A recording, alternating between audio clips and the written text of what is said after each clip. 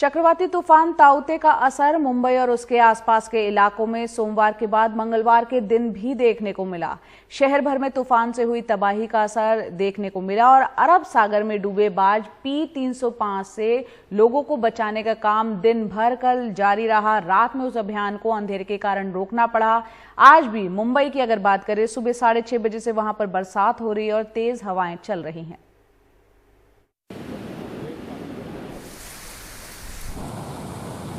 सोमवार दोपहर मुंबई के करीब अरब सागर में जब चक्रवाती तूफान ताउते गुजर रहा था तो इसका असर अरब सागर में मौजूद 2 बार्ज पर पड़ा, जिसमें कुल 410 लोग फंसे हुए थे। बार्ज P-305 मुंबई हाई में फंस गया था, जिसमें 273 लोग सवार थे। इस जहाज को बचाने के लिए INS कोच्चि और INS कोलकाता को भेजा गया, लेकिन समुद्र में आए तूफान के कारण बार्ज P-305 डूब गया।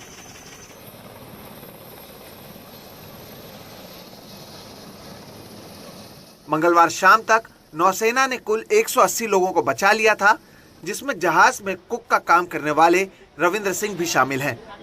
वो रफ हो गया, उसमें एंकर टूट गया, वो बोर्ड बेकाबू हो गया, किधर जाएगा मालूम नहीं है, तो उधर ही से वो हो गया। तो कैप्टन लोग भी कुछ कर नहीं पाया, वे क्या कर पाएगा वो, जब वो बेकाबू हो गया ना, तो उसमें आदमी इधर उधर को छलांग लगाते हुए कुछ भी। तो लाइफ जैकेट पहन के आप पानी में ऐसे तैर रहे थे रात भर? रहता है इधर से उधर, उधर से उधर। शोर मचाया होगा, आपने मदद की, आवाज़ लगाई होगी? हाँ, फिर चौपर वाला आया, उसने हेल्प किया बेचारे ने, नहीं तो हम 10-15 मिनट में मर जाते। 4 दिन तो हमारे को खाना खाए हुए हो गया था, 2-3 दिन पानी पिए हो गया था। पानी के अंदर उस पानी को तो अंदर भी नहीं जा रहा था ना, वो पानी मैं समुद्र वाला पानी मैं सोचा कि प्यास लगी है बहुत ज़बरदस्त, मैं यही पानी पी लेता हूँ।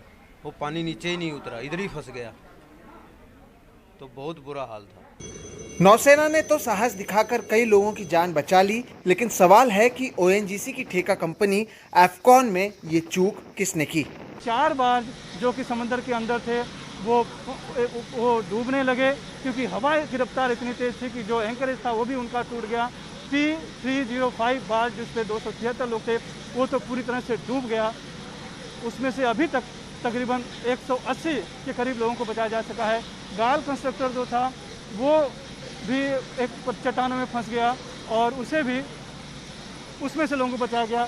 और उसी गाल कंस्ट्रक्टर में से हम देख रहे हैं कि ये जो बचकर आए हैं, उस गाल कंस्ट्रक्टर पर काम करने वाले कर्मचारी, उनको उतारा जा रहा है इस नेवी के नौसेना के हेलीकॉप्टर के जरिए, और इन सभी को सुरक्षित निकाला गया है जिनकी जान अटकी हुई थी, क्योंकि समंदर कल जिस तरह से उफन रहा था ताउते तूफान के चलते लोगों की जान पर आई थी, लेकिन अब उनकी जान बचा ली गई है।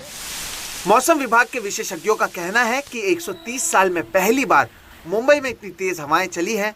अब सवाल मौसम विभाग की तैयारियों को लेकर भी उठ रहे हैं।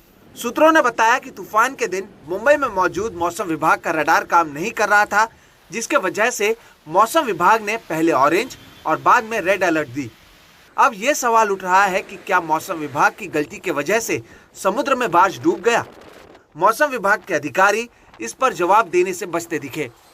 108 का गस्ट हम लोगों ने मतलब कुलाबा में देखा गया। फोरकास्ट 110 तक था जो विंड स्पीड था, और एग्जैक्टली जैसे एक्सट्रीमली सीवियर साइक्लोनिक स्टॉर्म है तो चांसेस है जो क्लाउड बैंड है, इवन दो साइक्लोन बहुत लंबा था, लेकिन उसका क्लाउड बैंड का जो बारिश रहेगा वो ज़्यादा हो सकता है, इसलिए उसको ऑरेंज से रेड में अपग्रेड कर दिया। तूफान तो चला गया, लेकिन वो अपनी तबाही छोड़ गया। मुंबई के अलग अलग जगहों पर पेड़ गिरने की तस्वीरें सामने आई, तो वहीं विक्रोली में एक महिला बाल बाल बचती नजर आई।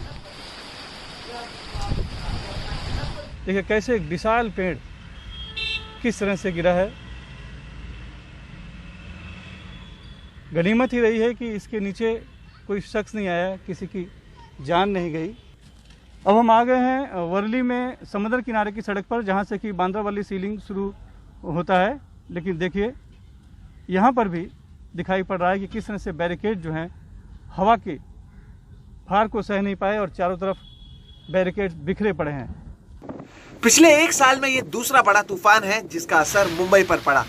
विशेषज्ञों का कहना है कि ग्लोबल वार्मिंग का असर अरब सागर पर दिख रहा है और आने वाले दिनों में ऐसे और तूफान शहर के करीब आ सकते हैं।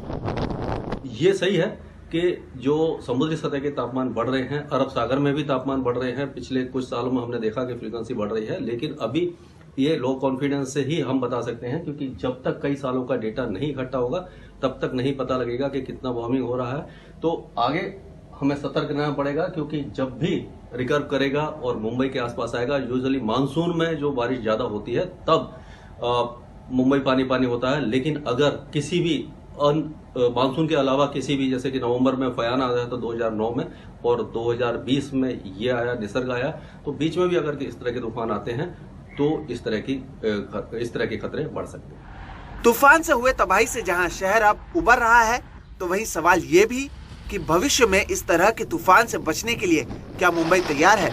Mumbai bureau report, NDTV India.